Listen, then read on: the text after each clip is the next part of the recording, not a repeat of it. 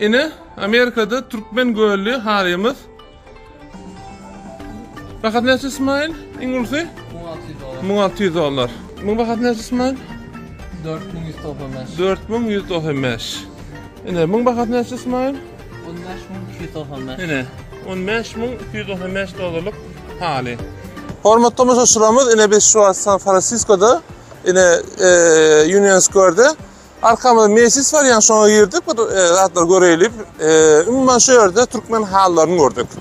Bahalar näçe? $4000'dan $14.000 eşelli. $4000'daki bahalary edil bizim öz gölümüz, Kızıl gölümüz ve Ak gölümüz ve birim $15.000'daki var bizim gölümüzde çalındaş. Ondan aslında ýerde ben ýazyk etdim. Şu ýerde ünsüme çeken zat Buhara haltyk geçe, Türkmen haltyk geçen ok.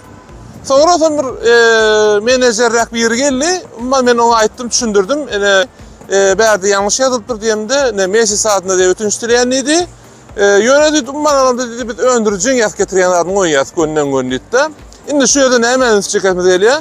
Ata-watan dünýäde gepleşmediň esas format aslında daşurtdaki yurtlar tanıştırış gepleşigi bolsa da netip bolsa bizim esas maksadymız belli bir tecrübe kazanamazdan sonra öz yurdumuzdaki milli zatlarymyzy has köp daşurtda tanıştırmak sebäbi näme görýärmi? Öz milli baýlygymyz, türkmen halimiz gynansak da köp tananok, hakikat yani.